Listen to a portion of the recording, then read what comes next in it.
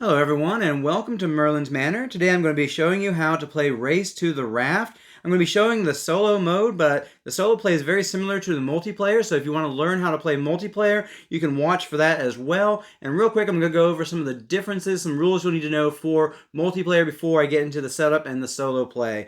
And the biggest thing is communication, and in the multiplayer game, you are allowed to communicate, you're allowed to talk strategy.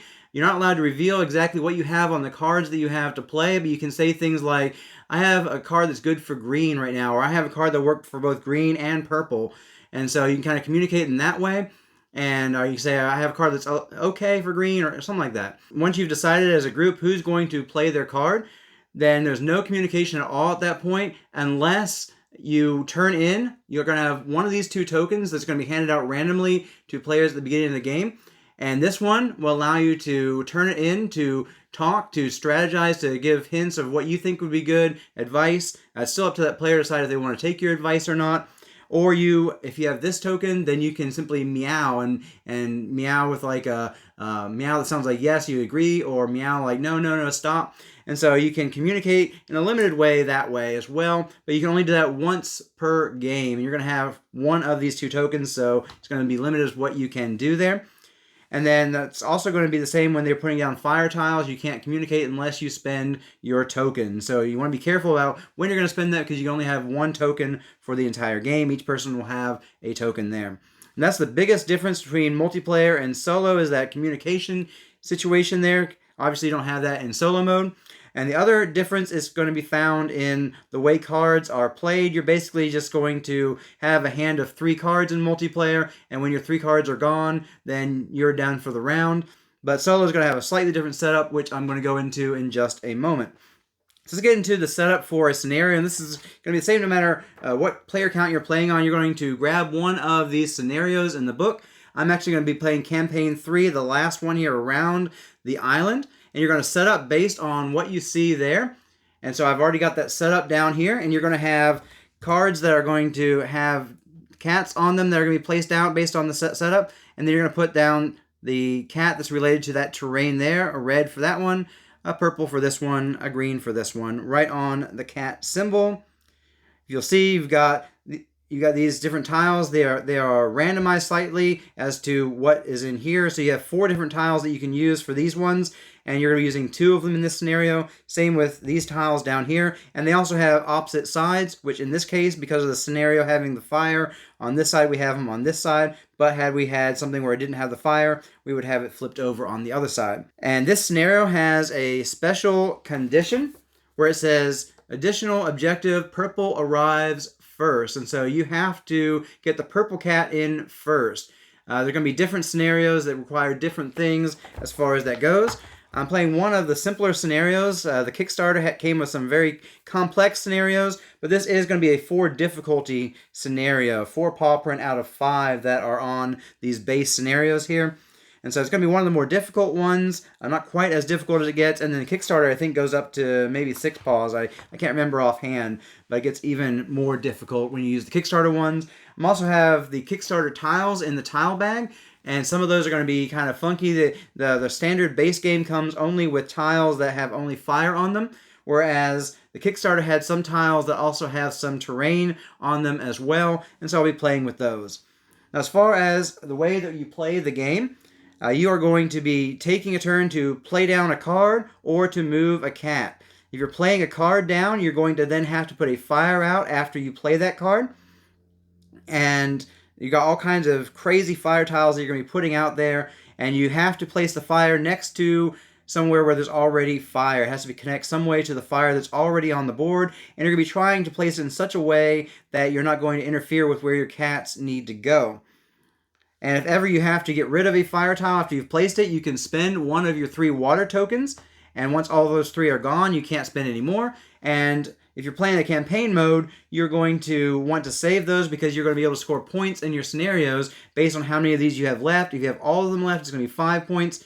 If you've used 1, it's going to be 4 points. If you've used 2 water tokens, it's going to be 3 points. And if you used all 3 water tokens, it's going to be 2 points. And so that is the basics of how that goes. And the other thing you can do on your turn is you can spend a card to move a cat, or if that cat's already moved, it will be laying on its side, and you have to spend 2 cards in order to move it anytime after it's been exhausted. And so keep that in mind, and if you don't have 2 cards to spend, you can't move it at all. You'll have to place a card if you only have 1 card left. And so that's something to keep in mind, especially in multiplayer games where you might want to discuss whether somebody's going to have to move that cat a second time and they're going to need to save a second card in order to do that. If everybody winds up with just 1 card, then nobody can do it. So those are the basics of how you're going to take your turn. At the start of the game, you're going to draw 3 cards for yourself. And let's go ahead and see. Since purple has to arrive first, I'm definitely going to focus on purple. If you look at the backs of these cards, they're going to give you kind of the probability of finding that color in abundance on those cards. And so you see the ones that are going to have the most purple are this one. And these ones kind of have a little bit of purple. That one has no chance of purple. Very little chance on this one. So I'm going to definitely get a couple of these at least. And then I also need to, I'm thinking about getting green out of here. So I'm going to want to grab a green.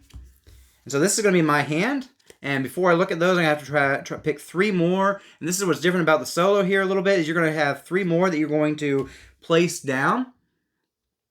And I'm just going to put these, I'm going to put these here. I'm going to put my hand over here, I think, so you can see them a little. No, I'm going to put these over here. I'm going to put these over here, and so I'm going to put another purple, and maybe another one that's going to have more chance of green. And we see that these also have good chances of yellow, but yellow isn't good for us. We also have a reminder placed down here. You got a reminder token that purple needs to arrive first. And so let's go ahead and see what we gathered.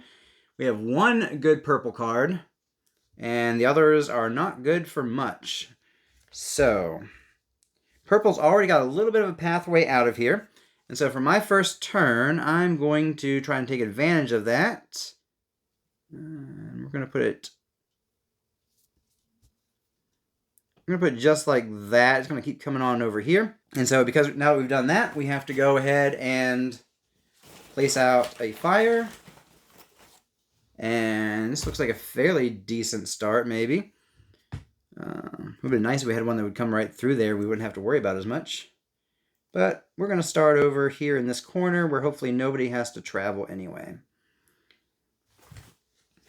And then once you've done that, you go ahead and you will pick one of these cards to draw back up. And I definitely want some more purple going on, so let's grab that one. Oh, that's a good purple one. Okay, that's a good purple one right there. Okay, so what are we going to do next? I want to go ahead and get this one down so I can take full advantage of moving as much as I can. Trying to get down. Let's do that one there. It's also going to help green maybe in a moment. So we're going to put out a fire. And let's see where this one can go. I like the idea of that. And then we draw up another one of these. And I'm going to go ahead and grab the green for this one. Oh, no green at all on the one that's hopefully had green. I have no use for this at all. So I'm going to go ahead and use this to discard to move a cat. I'm going to start a pile of discarded cards, and when that pile gets to 4, we also have to then place out another fire tile. And so that's something to keep in mind as you're moving cats along.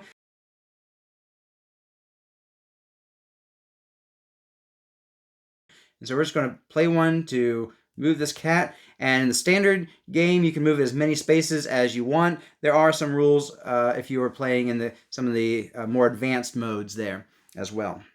So we've moved this cat right here, spending that card to do so, and we pick up this card, and we have 3 more cards to play till the end of the round. And so we got all this space up here cleared out where we don't have to worry as much because we're done with that area. We do need to make sure that we can get red out of this area and green out of this area.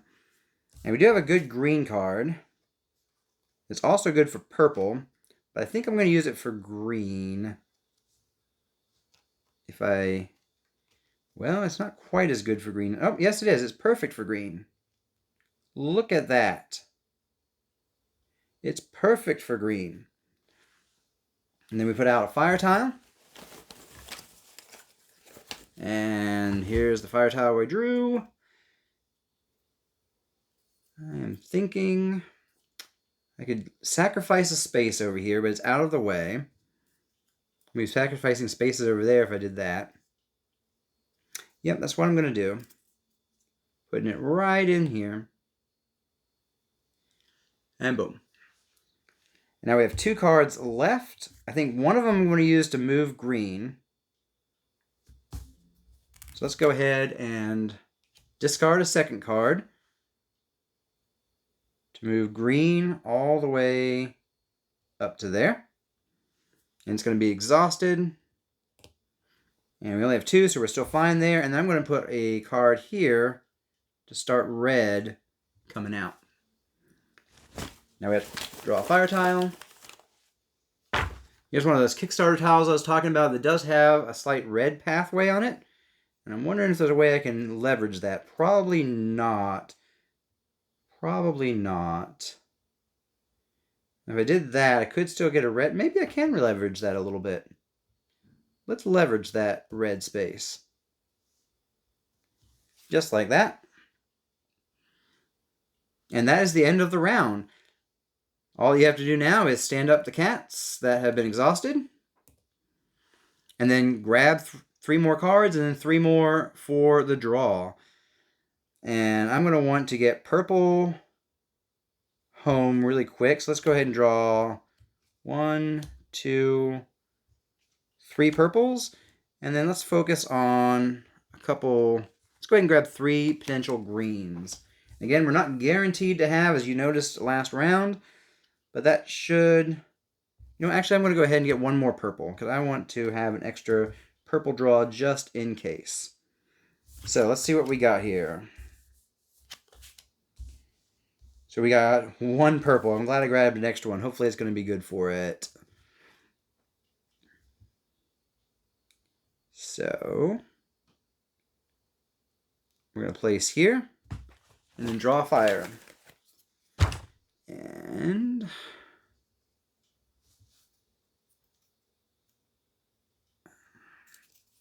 well, there's nowhere I can go where it's not covering up fire in there. I can put it there. Let's put it there. We're losing a space, but I think I'm still fine. So this purple has purple. It does. Nice. Woo. Let's go. I think it's going to fill in too. No, it might not quite fill in. No, yes, it will because there's a purple already there. Oh. Thank you, random space that already had purple. So purple is going to get home real fast. Oh, another fairly small tie-eye. Not even trying. I'm just putting my hand in there and grabbing the first thing I put my hand on. But it's a little awkward for what we're working with right now. Well, it's not bad there, actually. Okay. And we're going to draw one of these greens. And which one of these do I need least? This one has green on it, but it's not a very good green. So I'm going to discard this one. It's the 3rd one we've done. So that I can move purple all the way home. And there we go. Purple is home first. And we're still only at 3 of those, so we're fine. Grabbing this. Oh, 2 great greens. Let's get green going. It needs to get all the way down here to this bottom space.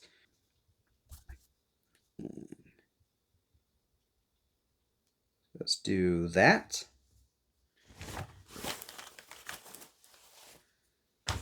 Now that's an awkward little W right there. Let's see. Oh, but awkward W has a space. So not bad. Okay, we're down to our last 2 cards of the round. I think I'm going to use one of them to move green. Or maybe not, actually. No, I will use one to move green. So I'm going to place this one to give green a place to run a little bit more. Put out a tile. There's the awkward tiles I'm used to. That still has a good space to slot in. And then I'm going to use this rather than using it for the red, because I still need to move green out of the way. I'm just going to discard it to move. And by the way, these here are for the Oshak's cats, which are again part of an advanced mode that we're not playing with today. And so we're going to discard that one. And green's going to run all the way down to here. We don't want to fill in here because I still have to put a card in here. You have to be mindful of putting that in that space there. And you can't go off the edge of the board. And so we got that there. Now we have 4 cards that we've played for moving cats. So those are going to go away. And we're going to grab a fire tile. And I like the way that slots in right there. And that should be on its side, but we're about to restart anyway, so it stands back up. So now I need 1 green, and I'm going to need a lot of red. So I'm going to load up on these cards. And then I really think that we keep doing reds because there's chance for green on this. There's chance for green. And we need red the most. We need 1 green card, basically. You know what? I'm going to grab one of these. One of those. And so let's flip all these and see what happens. So no green at all, and not even the greatest for red. That's way uglier than I thought it was going to be. So I've just got to put it in here. I'm going to have to find something else. I was hoping to be able to connect into there, but it's not going to work out for me. So we put out a fire. And is there a good place for this one? Ooh. It's an okay place for that one. Okay, let's grab this green, see if I can get it. Oh, it's not a green. Okay. No, it was attempted at a green. Okay, so are any of these absolutely terrible? This is absolutely terrible. So I'm going to use this to move red. Because I want to get red as far out of there as possible. Right there. So we have all this to build in now. And that was just 1 card, so we're good. Grab here. Okay, this one has green on it, but it's not going to be a useful green. It does look like it could be useful for red, though. Let's put that in there for red.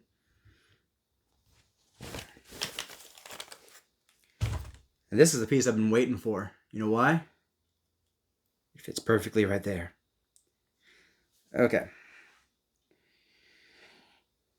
So we got this now.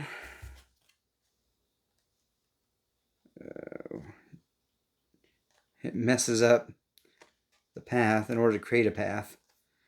It does do pretty good for red, but we're not ready for red in the moment. Ugh. Well, if I put red in here, is there a way I can get red over and get red in first? There is. It's not pretty. Let's put that in there. And what is this? What is this?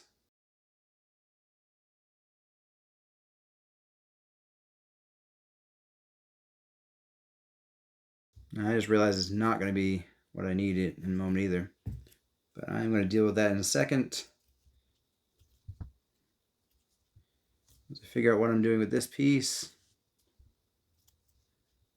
It is not a good piece. Oh, it can go there. So now I'm in the awkward position of I have these 2 pieces.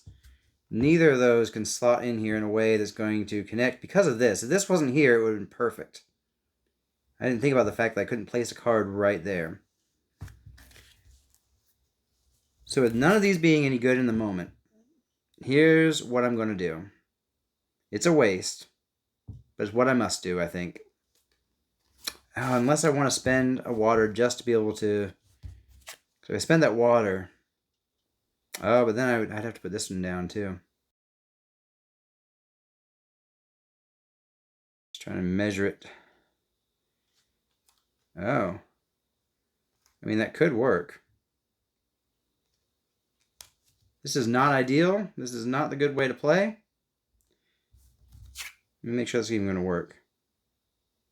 That's not even going to work, so I'm not doing that.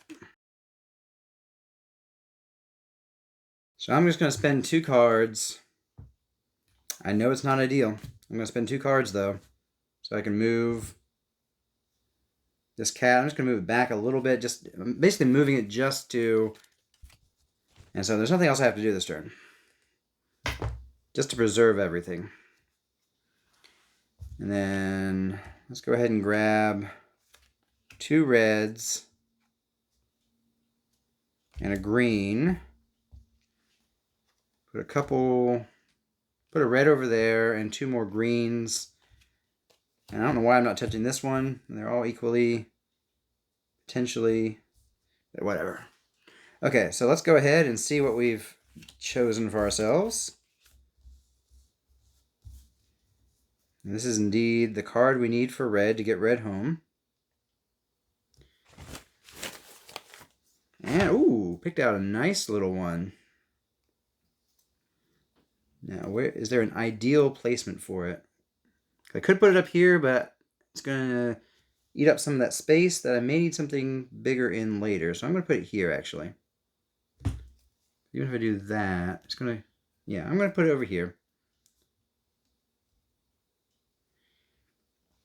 And then we're going to draw a green, hopefully. No green on that one, so I'm going to use that one, actually, to go ahead and move the red. Oh, I put that in the wrong place. Not where I meant to put that. Sorry, I meant to put that there. That's where I meant to put it. Got so excited in the moment. So now we're moving the red all the way down. That's how I meant to play that. Okay. I knew in my head where I wanted to put it. I can't talk and place at the same time. Ooh, I picked up an awkward one. Very, very awkward one. I hate this piece. But in the moment, there's a place to put it that's not in the way. So we grab this. And it really doesn't matter. Both these pieces work. So let's do that. And we hope that there's a place to put this one, which there is. Is there a better place that will just look neater? I don't think there is. Doesn't matter. Because I can now spend a card to get green home. And that's how you play Race to the Raft. I managed to preserve all 3 water tokens, which is great. And other than that one little mistake where I knew where I wanted to put it, I just chit-chatting away and put it in the wrong place. But anyway, little mulligan there. So that's how you play Race to the Raft. I hope you've enjoyed this video. If you have any questions, let me know in the comments down below and I will answer them. And you have a great day and game on.